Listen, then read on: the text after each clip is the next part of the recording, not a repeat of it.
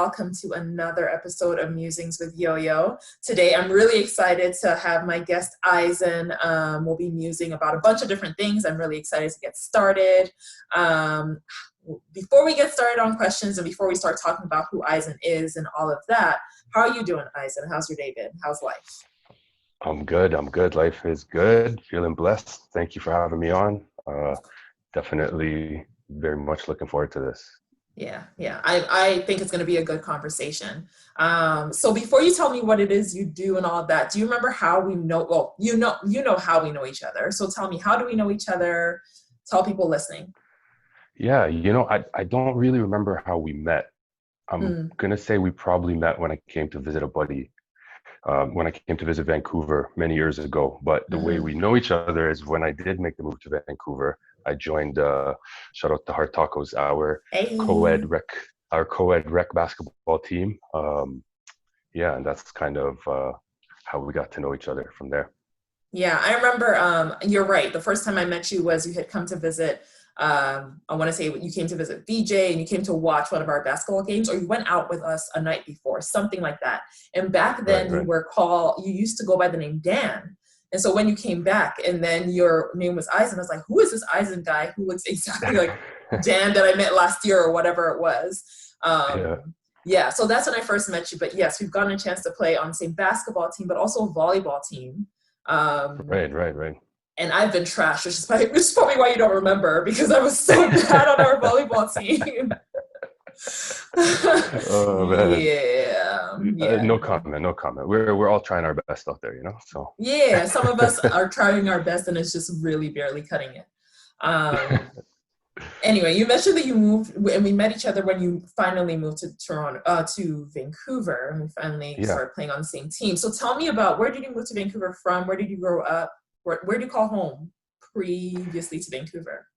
yeah. So home was Toronto, Etobicoke specifically. I pretty much lived there my whole life. Made the move to Vancouver about 3.5 years ago. Uh, yeah, loving it ever since. No looking back. I had been Mm-hmm. visiting Vancouver for probably every year for 5 years before I moved out, and I fell in love with the city. And Yeah. it's beautiful, the vibe, the people. Um, it just spoke to my soul. So, Mm-hmm. but it was just never in the car. Like I always wanted to live in Vancouver, but it was just never in the cards for me at the time. So yeah, Yeah. Yeah. What made you move to Vancouver? And okay, so I'm moving to Toronto. So what was it like living growing up in Toronto? And then what made you move to Vancouver? yeah, it was kind of. I'd say maybe a little bit of a perfect storm that got Hmm. me to Vancouver. So living in Toronto in the same area my whole life, same group of friends. I had been in a relationship since I was 15, which is crazy to That's say out loud right wild. now. How old were you Yeah, when you moved? I was 29 when I moved to Vancouver. So that's almost a 15-year relationship. Yeah, yeah, yeah, Ooh. yeah. Which 5 of those last years were me being married. Oh, So right. I forgot you were married. Yeah. yeah, yeah. So I want to say in 2016, yeah, 2016 we had separated, and end of 2016 we had separated, and essentially brokenhearted, lost, confused, just my whole world got flipped upside down. Mm. Yeah, my entire identity was kind of tied to that relationship, Well, yeah. and yeah, kind of just packed my bags and ran away from my problems, so to speak. Yeah, and didn't look back. So it was maybe a few months after that, I ended up moving in April of 2017 to Vancouver. Gotcha. Gotcha. Yeah. Well, I've heard a lot of people talk about moving to Vancouver because I've talked to other people who have moved to Vancouver from Toronto because of heartbreak or something happened. What is it about Vancouver that makes people want to move there because of heartbreak? Good question, man. Well, definitely having my friend, shout out VJ, definitely having a very close friend of mine that was living here helped. Um, Mm, at the time, my company was also able to transfer me over, so okay. landing on a cushion as well helped. But man, what's there not to love about Vancouver? It's beautiful. Yeah. just the nature, being around the nature. And it was so different. Like in Etobicoke, I was in a little bit of a suburbia in the same neighborhood my whole life. Like my soul Mm-hmm. just ate. My soul is just yearning to break free and leave. And yeah, leave the life that I had. That's all I knew. Right. Right. A little bit of a change. A lot of bit of a change. Yeah, Yeah. yeah, Yeah. yeah, yeah. Did you have a lot of the same friends growing up in Toronto? Yeah, had the same group of friends, same group of boys since pretty much like all of high school. Since we are like 14, 15, same group of friends. Um, yeah, like I said, same area. I ended up getting married and still moving kind of down the street, so not too much changed. Mm, Yeah. yeah. Okay. So yeah. So Vancouver definitely was then a big change for you. So what was it like when you first got to Vancouver? Oh Was it man, everything you I expected? What was it like?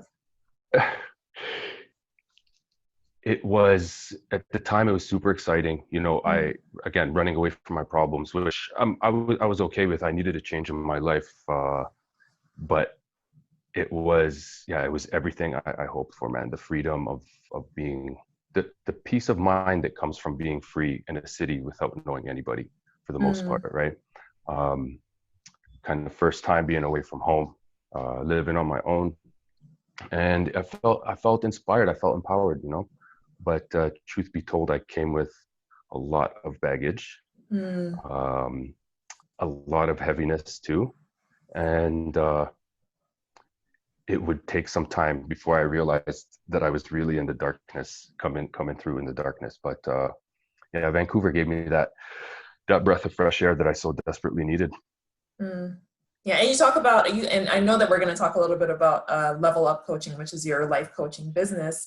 Yeah, So let's just get into it. What? Tell yeah, me about how did that get started? What is Level Up? Um, yeah, how did yeah, you get there from moving to Vancouver to starting this? yeah. I like to kind of explain it to people by saying this was birthed in the pits of hell, Mm, because it really was. It really, yeah. really was. So not going too much into my past life, but yeah, I moved to Vancouver thinking that a change in city would kind of heal me, right? Um, but I was, in a way, looking now, I moved to Vancouver feeling undeserving of love, if I'm being Hmm. real.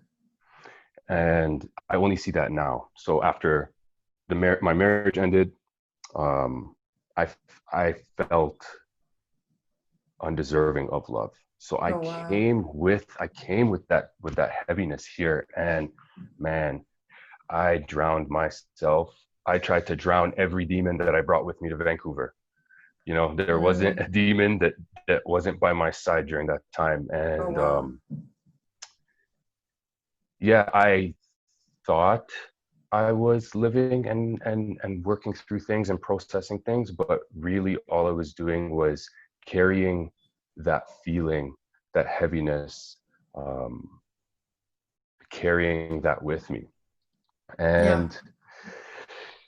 And so I started getting into drugs, alcohol, um, kind of grasping for external things to make me happy. The Yeah. company of women, going out every night, partying, and and things started to fall apart. Mm. But in that time,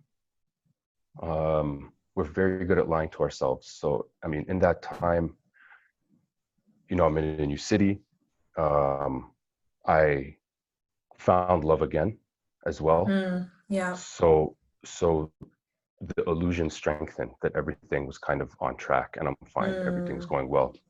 So moved to a new city, found love again, but still the self-destructive behaviors were pretty much still in full force. Oh wow. Yeah.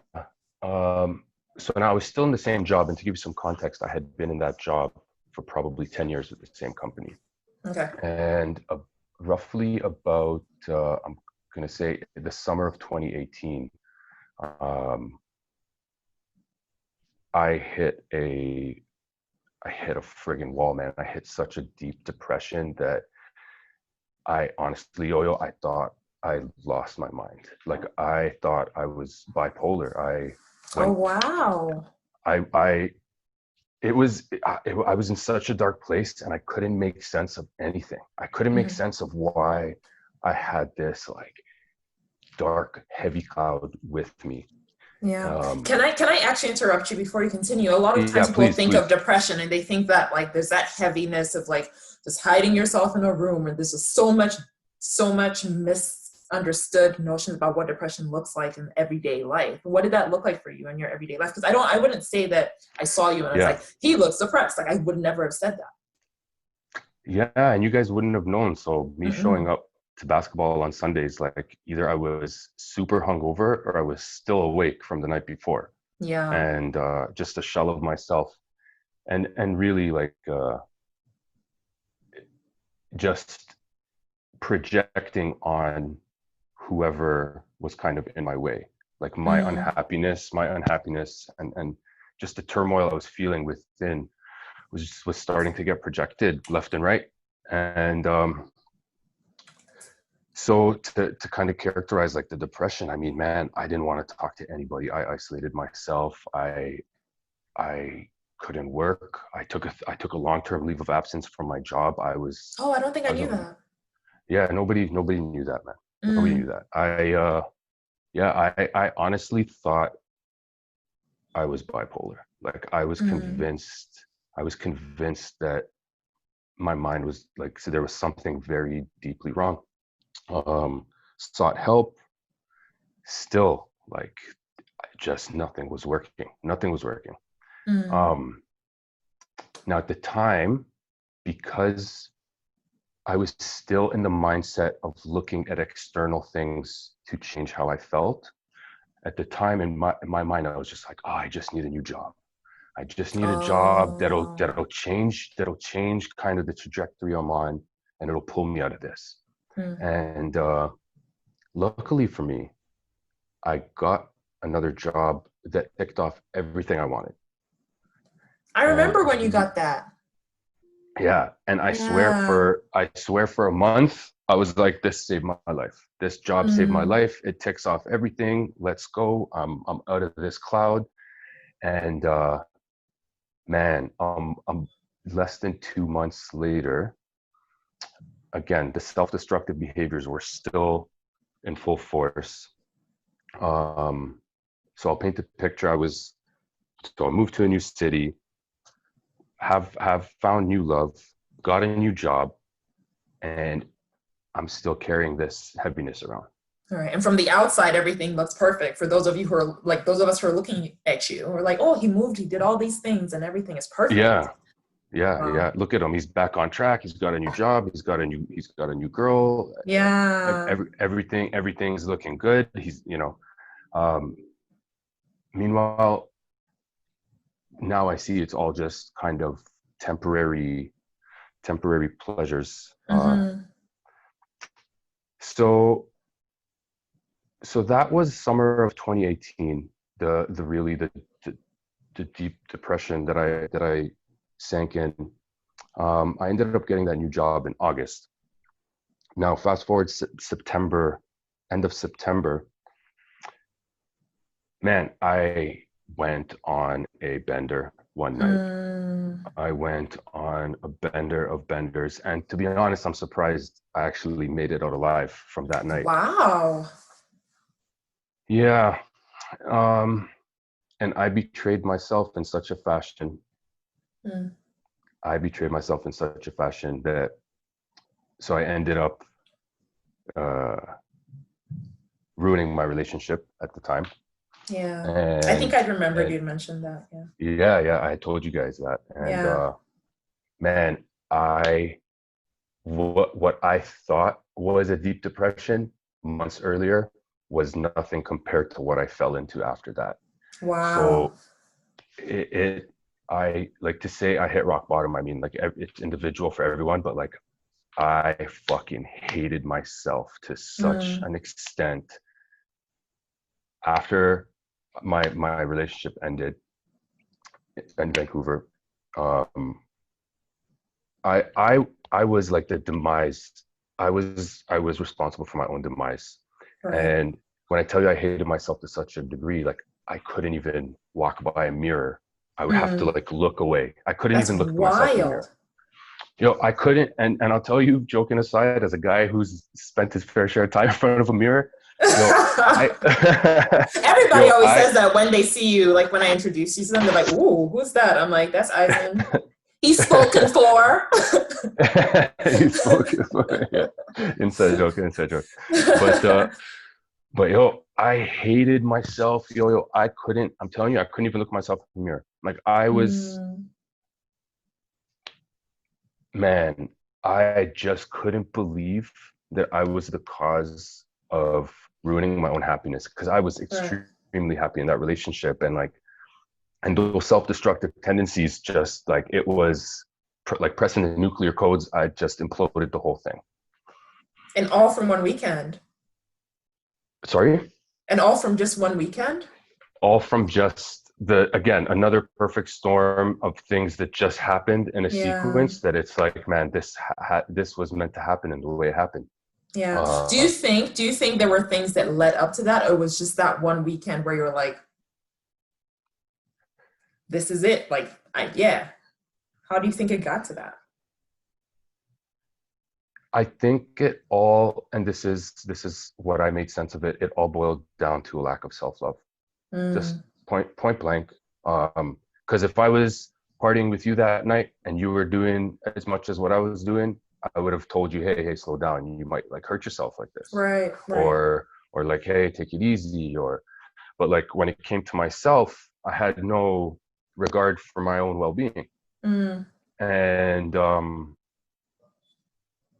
yeah, I realized that it stemmed just from a lack of self-love, and I was just on a destructive path. right. And yeah, it was. I'm super grateful it happened in the way it happened. So those 2 months to follow were absolutely like brutal. Like the self-talk, the negative thinking, it went to a very, very dark place, to say the least. Hmm.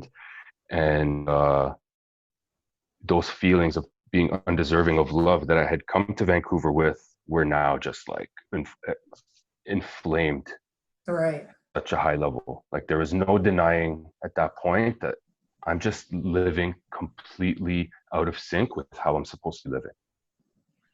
And it was at that time where I wanted to never be capable of destroying my own happiness. I never wanted to be capable of being the cause of so much pain and suffering to myself. Hmm. And at that time, in order to kind of regain respect, self-respect, and just be able to look at myself in the mirror, man, I just went super militant about it, and I just started putting myself through like a multitude of practices every day. Like I would structure every day. Well, first I got Wow. clean. First I got clean. That was the end of all that stuff. Hmm. Um, that was the end of the partying. And yeah, I started putting myself through a bunch of different practices to really regain faith in myself. Right. What kinds And, of and my practices? man, so my whole thing was like mind, body, and soul. Like Okay. I'm completely out of whack. Like I'm off the track here. And so I committed to yoga. I committed to meditation, journaling. I dove so deep into self-work. Like there wasn't a book I didn't read. Like I went full force into it. Mm, Um, and I created like this system for myself, like this little program for myself that made every day made every day like this little mountain to climb Wow. with these building blocks that I would put in place for myself. Mm-hmm. Yeah, I started kickboxing. I was dedicating myself to gym. I tightened up my diet. I started becoming a mentor at Big Brothers. I started giving back. Yeah. Yeah, shout out Marvin, little Yes, homie. I remember the first time he came to the game. I was like, "Who is this person?" He's like, "It's my little Yeah, brother." it's my little brother Marvin.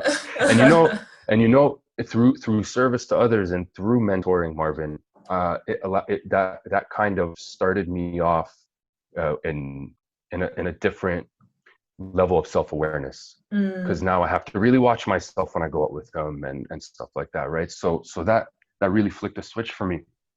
Um, but yeah, so I started putting myself through a lot of various practices, and man, lo and behold, I started feeling better.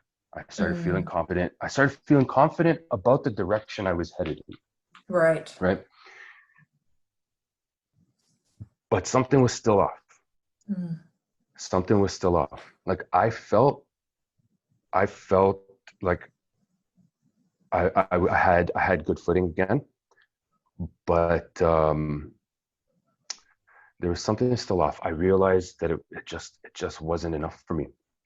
mm, And luckily for me, like I said, that next job I got, it checked off all the boxes to show me that I was still unfulfilled, that something was still missing in my life. yeah, because it's still external. Yeah, exactly. Exactly. Mm, And hence after that, that's when Level Up was born. So I was mm, seeing a counselor of mine and telling her like, man, I'm unhappy with this job, like it's not fulfilling. And she, bless her, she pointed me in the direction of counseling, and she said that you would be better suited for one-on-one work like this. mm, And it really made me think like, man, it started off with me thinking like, for men specifically, we need help. We mm. need help. We need help to process. We need help to heal. We need a space where we can be accepted for everything that's going on with us. Yeah, because society Um, paints you all as these like, you have to be strong, you have to like not be vulnerable and all these things, and it's such a detriment. yeah, yeah. And it's not just that society paints us that way. It's just that we don't even know. We aren't Right. even equipped. Like I don't even know. Mm, I don't even. Nobody ever necessarily teaches you how to look inward when you're getting upset at somebody else. That it has nothing mm, to do with that person. If you have an emotional reaction, it's all to do with you. Like stuff like that. That was so far from my mind it that shift. So when I made that shift to the self work and to only looking inward for everything, looking inward for everything, mm, that changed it all. So my hope was, I want to share this. I want to share this with men. I want to help men heal. I want men to not uh, be prisoner to their emotions, whether letting their emotions drag them around or suppressing them to an extent where they can't even process them. right. So I started on the journey of making this something, and that's how Mm, Level Up was born. yeah. Yeah, So with Level Up, you usually, so first of all, I have two questions. yeah, So yeah, how did you, because you talk about finding that inner happiness and looking inward to find your happiness and looking inward to find yeah, your fulfillment. yeah. How did you come across that realization? How did you even get there to be able to do it? Because I know that I've talked to you before about comparison. I compare myself to everybody and their grandmother. Right. So I know that I compare myself, but it's one thing to know that you're seeking happiness externally. How did you get from like, okay, I'm seeking this externally and I need to make sure that I have inner fulfillment? It's one thing to know and it's different to act. How did you get to the action?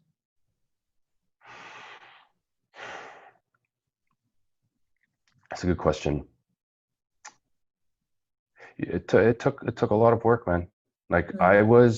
I was in a way, I was blessed to have like the American dream at 25 years old.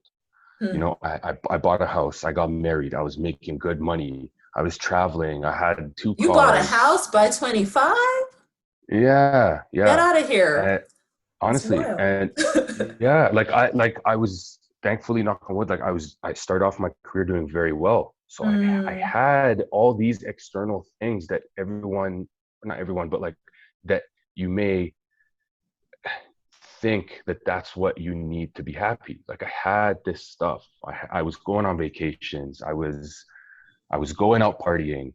Mm. Um, it's and it became so fucking clear to me that it's all just like this dangling carrot. Like Right. you can think of anything external that you think will make you happy, that you think will bring you joy, and really it's just like a drug. You're going to take a Yeah. hit, you're going to feel great, and then what? And then it's gone, and then you need another hit, or you feel like shit, and you get caught up in this friggin' cycle. And I was Mm. caught in that cycle, and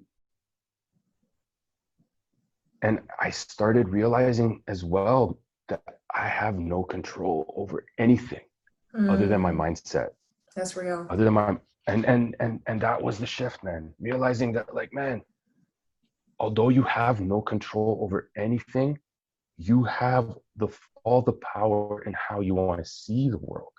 Mm. And the foundational concept behind my coaching practice is that your mind, body, and soul combine to form the vessel in which you experience this life. Mm. So if physically, if if you're ailing physically, that affects how you experience your day to day, It sure does. right? If your mindset is one that revolves around lack, that you're constantly wrapped up in your desires, Mm. right? You're constantly comparing yourself to others, right? If your mind is not strong, your experience suffers. Right. Similarly, on a soul level, if you're not doing things to feed your soul, if you're not helping fellow humans, like if you're not living in gratitude for everything you have, and not only that, but if you're not aligned to your purpose, like again, your experience is going to be affected. And for me, Mm. that's what was really affected. My soul, my I was not aligned at all to how I was supposed to be living. Right. Right. And so you And feel it that everywhere else. you feel it everywhere else, and you end up projecting that on everything and everybody outside because you feel like there should be a different way to be living. Mm. But because it might be difficult to make sense of it, or it might be scared to do what you know you need to do, you end up projecting that on others. Right. Right. And you start thinking, oh, only if I had a better car, I would be happy. Or I can't wait for my vacation next month to make me happy. Or if I just got a Mm. new job, I'd be happy. Or if my wife started acting a certain way, I would be happy. It's like, no, no, none of that will actually make you happy. None of that Yeah. will bring you true joy. Yeah. Start with you. It's all about you. There's Yeah. nothing else. There's nothing Yeah. else. It's all about you. And man, what a beautiful shift, man. What a beautiful shift. Yeah. It was like, yeah, Yeah. it I was was going to just the ask perfect actually, thing. how have you seen the shift had an impact in your day to day life and your overall outlook on life? How have you seen it make a change?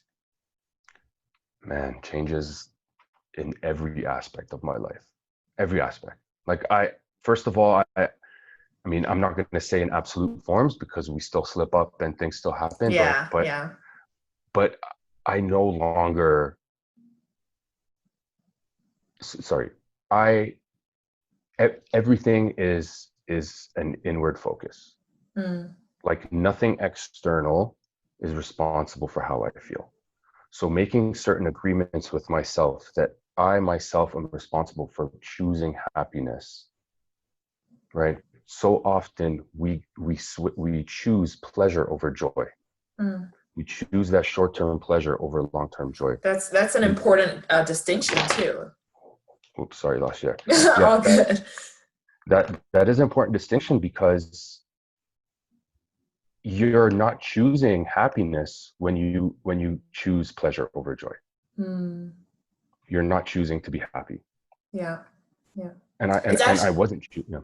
Sorry, go ahead. yeah. No, no, I was gonna say I've definitely noticed a change. I told you this the last time I saw you. I was like, it almost feels like the person I met when you first moved to Vancouver is just so different from the person now. Mhm. And I think it's good that you also highlight the fact that slip ups might sometimes happen with the externals coming in, but if you keep on that process and it's a journey, it doesn't just stop with I found happiness and I'm done internally, but it's an ongoing process. But I have seen Yeah, that change in you in so many different ways. I appreciate that. And I don't even remember the old me, in a sense. I hate saying Yeah. the old me, because I will get to kind of like the shadow work that I've been doing, but I honestly don't remember even the conversations I was having with people three Yeah. years ago. It's so crazy. Like, I ask my friends, like, man, what was I even talking to you guys about back then? Yeah. It's wild. Yeah. It So is level wild. up, you It's talked about the guys that you meet with. And Yeah. so you think it's important with specifically men just being able to lean into that inner happiness, inner joy. What does that look like with coaching? So I know you have the men's groups and you meet together. What does that look like? Right, right. So I started a men's group called the Fellowship, Mm. um, and it's a like-minded group of individuals, and basically it's just a space for you to come as you are. No expectations on you to show up in any kind of way. You can share, you can not share, you Mm. can open up as much as you want, or you can keep it surface level. There's no expectations on you. The thing that kind of drove me, and I'll give you an example, like, as men, we don't really talk about our relationships. We don't really talk too much about how our lives are really going. Mm. People will ask you, how's your partner doing? And that's the end of the conversation. There's no Right. question about how's your relationship? What challenges are you guys going through? How's your life? What are you struggling with mentally? Where are your limiting beliefs? Like, what goals do you have? We don't really get into that stuff. Right. Um, so this group is really just about healing, about processing, and I truly feel like, in order to process what's going on in your life, you need to articulate it. You need to kind of let it out. Yeah. Um, yeah, because that will manifest as sickness. That will be projected as anger towards your partner, towards your family, your kids. You'll be unhealthy. Like, unprocessed emotions and repressed traumas like this is there's a reason why the suicide rate for men is through the roof. There's a reason why Mm. depression is rampant in men, and like, there's a reason why these guys are suffering, Right. Right. And so even just the yeah. acknowledgement sometimes, like you were mentioning, just the acknowledgement of, I need to process something, and you might not necessarily be able to know it. And I'm not sure, I'm not a man, so I don't know, but even Mhm. just the acknowledgement that there's something that I need to process, and the space to share. So important. Space to share or not share, but just be there and Yeah, normalize it. Yeah. And so what yeah. kinds of impact have you seen it had on the guys who come to your group? I mean, you have to ask them, but it's been a special experience. Right now, we've been probably almost 3 months in the group, and these guys are making leaps and bounds, and it's been so nice to see the growth and the progress and the sharing and the bonding, Mm. um, between the guys. It's just I'm just so blessed and grateful to be even a witness to their growth. Like, it has nothing Right. to do with me. It's literally, it's their work. They're doing the work. Mm. I'm just here to witness the growth and to support in any way I can. Yeah, that's awesome. That's dope. A lot of people will see you, and I haven't played because for anybody who knows, I was injured in my shoulders. I had tendonitis, injury, all of that. That was me not acknowledging the fact that I was feeling pain in my body and just kept playing through the pain. So had I Yeah. done that, I probably wouldn't have tendonitis. But side note, Right. Playing basketball with you, people will see you as a very fiery competitor. And so even Right. um, knowing now that you have found, I haven't seen you play basketball in the past year or so, but has this even shown up in the way you show Yeah. up in life in basketball and volleyball and the things that you find competitive? Because competitiveness is not a bad thing. It's just how you react to the competition. Right. Yeah. Have you Right. noticed the change? So yeah, yes and no. As I continue to work in dissolving my ego, there's still some areas that the ego comes out in full Mm, force. Sports and competition happen to be one of them. But no, in terms of the aggressiveness attached to the competitiveness, yeah, mm, it's definitely it's completely different. Like yeah. I feel far removed from that guy who was aggressive in sports. Uh, Yeah. yeah, but it took That's a lot of time. It took a lot of time, and there was a lot of shame attached to it too.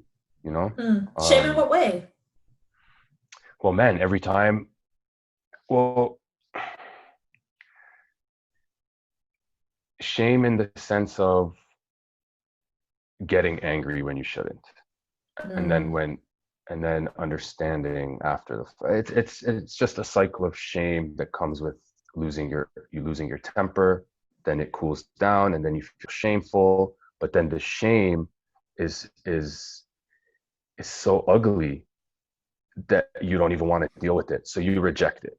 So oh wow. I'd rather not even talk about the fact that I get angry on a basketball court, because it's too sensitive of a topic. But the shame doesn't allow me to actually process anything.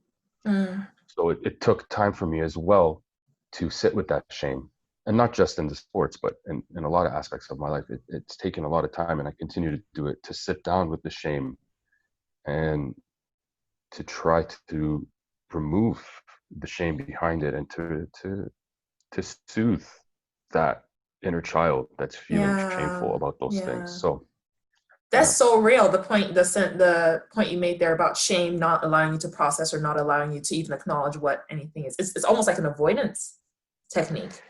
yeah. I mean, Yeah. the thing with shame that's different than guilt is related to behavior. You Hmm. know, you did a shitty thing, you feel guilty, but the shame is you are a shitty person. Right. So Oof. it's very heavy. Shame is very heavy, and yeah, and it's I can only speak for myself, but I'm sure it's similar for a lot of people. But the role that shame has played in my life is a big one. Yeah. Yeah, that's actually like as you mention it now, I just think about all the same times I felt shame, and so not guilt for an action, but shame, and Mm, I just don't want to process. I feel ashamed. I don't want to acknowledge it. I'm not going to deal with it because I feel like, "Ugh, I'm a shitty person anyway. Whatever." It's like I'm never going to get over right. this. Whatever. This is me, and the shame Yeah. in me means that I tuck it under the rug, and so that's a very good point. It's just almost like shame stops you from looking at what it is you're Yeah. doing. Yeah. So what Yeah. advice would you give someone, because you use the word rock bottom, what would you advice would you give someone who might feel like they're at rock bottom right now? Like what's even like a first step they can take, or how do they go out of just feeling a little bit above rock bottom? Well, one thing is I'll speak to the people in that person's life, Hmm. and I'll say that no matter what you do, you can't get in the way of that person's lessons. Like there's a Hmm. course, there's a path that that person's on, that no matter how hard you try, you're not gonna change that course. And really, you don't want to get in their way, because you might be getting in their way of their karma, their lessons that they're going to be learning. Hmm. Um, Now, for the individual in that dark place, I'd say the first step is to surrender to that fact that you're there. Hmm. And what made it worse for me was wanting to be anywhere else than where I was, wanting to Right. feel differently. Like this image I had in my head of how I should have been feeling was keeping me feeling even shittier. Hmm. Like nothing else is even possible to exist other than how I'm feeling in this moment. So why then put that undue burden upon myself to feel differently? Right.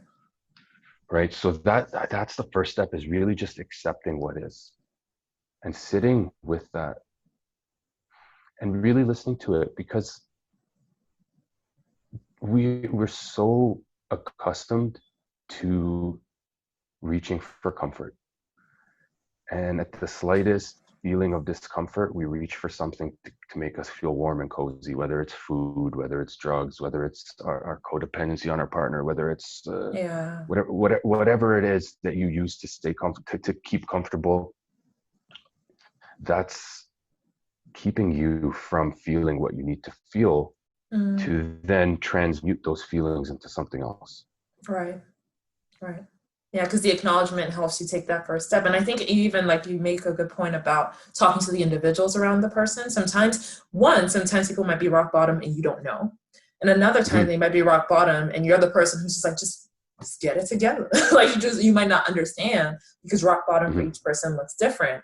Um, Yeah. but even just acknowledge, and like you said, acknowledge that you are there in rock bottom. But sometimes I don't know if you ever shared with any of your friends that you felt like you were at rock bottom, or did you hold that by yourself? I had shared it with a select few people. Okay. Okay. Um, yeah, people were compassionate and sympathetic, but at the end of the day, nobody can really understand what you're going through.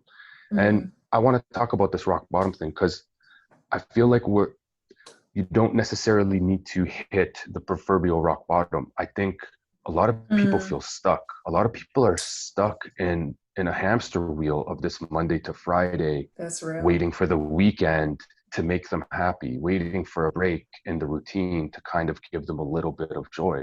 Mm, And I think that perpetual, like I said, hamster wheel is really like a rock bottom in a sense. Like you're stuck. mm, yeah. Whether you've hit a bottom or you can't get off the hamster wheel, like you still are stuck in some source.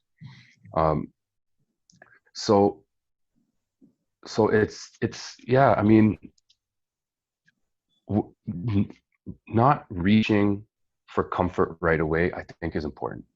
Yeah. Like, what are your feelings trying to tell you? And what I've come to understand is that your emotions are windows to your soul. And in order to learn from them, in order to allow them to move through you, you have to sit with them. Right. You can't go to reach to feel a little better with something. Mm. Yeah. And Now I'm comfort's not saying, important, but also sitting, like you're saying, comfort's important, but also sitting and acknowledging again and just being like, I'm here, this is how I'm feeling. That's how you grow too. mhm, And that mhm, self-awareness, you can only manage yourself if you're aware of what's going on too. yeah, yeah, absolutely.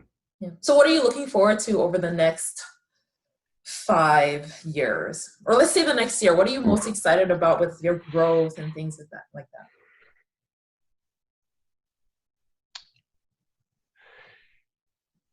I mean, the most exciting thing to me is, it's gonna sound super like cliche or cheesy or whatever, but I'm Go just ahead, we can have excited. some cheese.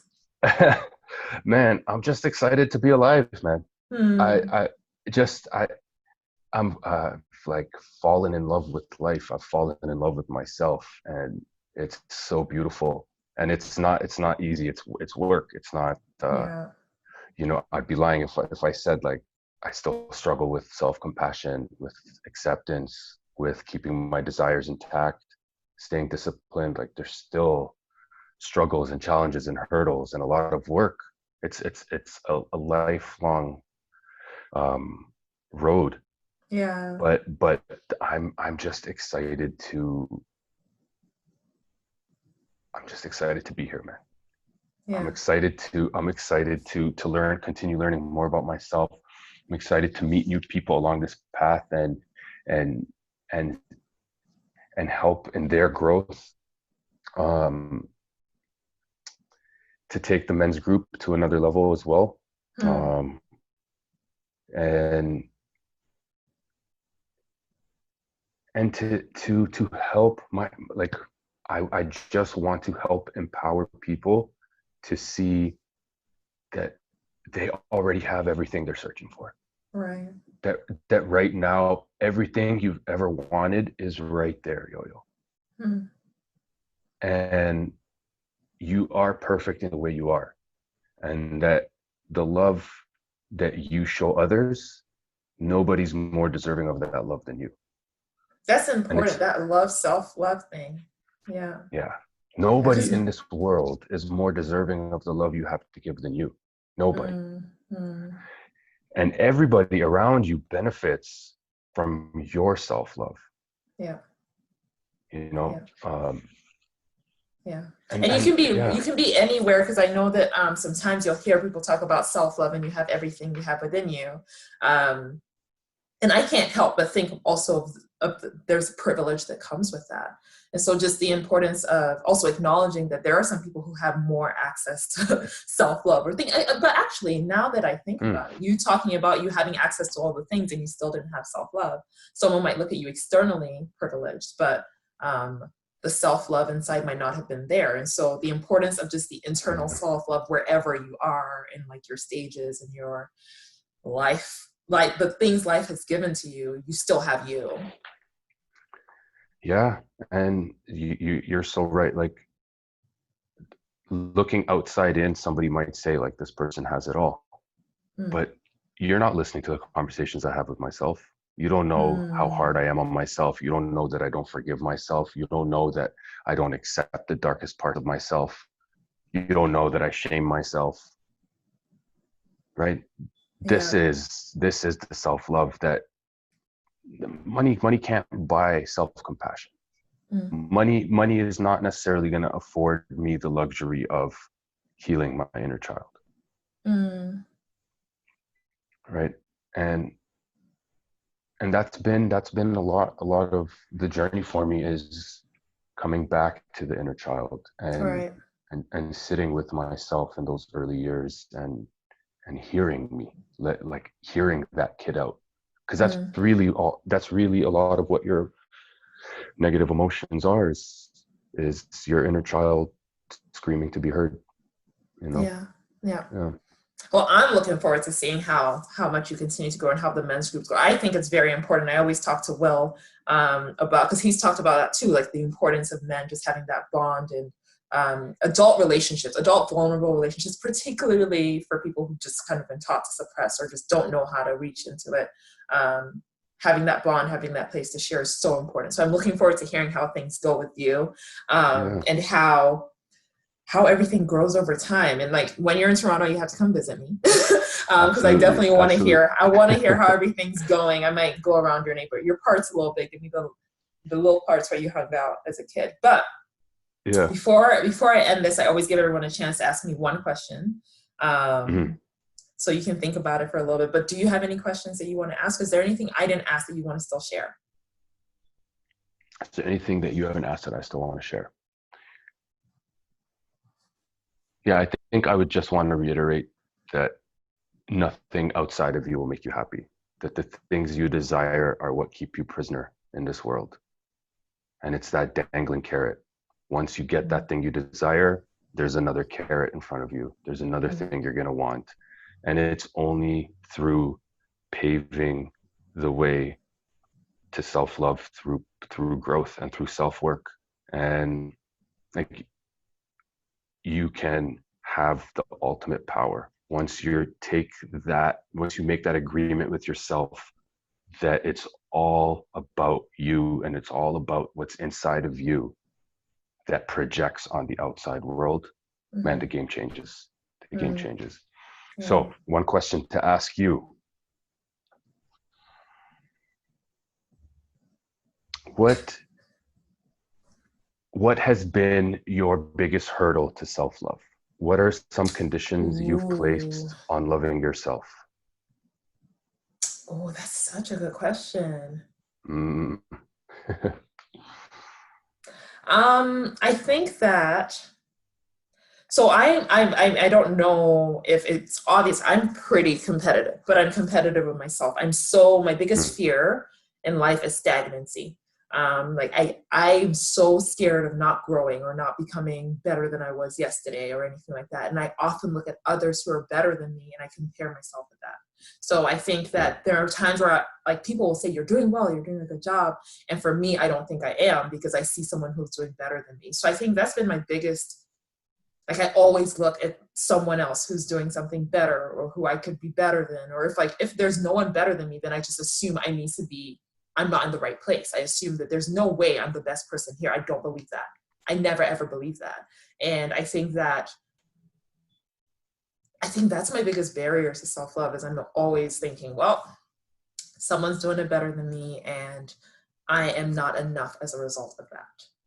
I'm working on it though. It's become so apparent to me that that's a thing that I do. And I think it's just come from like my relationship, but just as I grow up, as I grow up more and like I take more time to be more self-aware, reflect all those things, I'm starting to see, okay, that's my biggest thing that I deal with. That's the biggest thing standing in my way to actually just being happy and self-fulfilled and all of that, is that comparison. It's the worst. It's awful. I can, any room I'm in, I will compare myself to people. I'll find something. So I don't know yet exactly how to get myself out of that, but it is something at least I'm aware of. And so the next step is, okay, how do I acknowledge the things that how do I acknowledge me now and just be present in the me that I am now? Right. Comparison being the thief of joy, right? Such a thief of joy. Such a thief of joy. Yeah. And everyone has such different success measures. Right. Yeah. How would you want it to be different? Like if you had your way, you're saying that this is a condition to your love that you put on yourself, to have to compare and be marked against others. What what do you think is what do you want to be different? Ideally, I think what would be different and what would help with that is just acknowledging that everybody is on a different journey in this life. And that's really it. I'm on my lane and you're on yours. It's good to look at others for inspiration, but inspiration is very different than comparison. And so I think an ideal state for like loving myself and just really tapping into that self-love, because I think I'm pretty cool, but an ideal state for that self-love you talk about is acknowledging everybody has a different journey in this life. And that's it. I came out into the world alone, literally with no one else. And so my path in this world is myself too. And that would be an ideal state, is acknowledging where people are at, recognizing where people are at, congratulate them on their path, but also acknowledge mine. Yeah. Right. And understanding that wherever they're at has no bearing on your path. Exactly. Yeah. So work in progress. We'll see. Hopefully we both grow in the next little bit.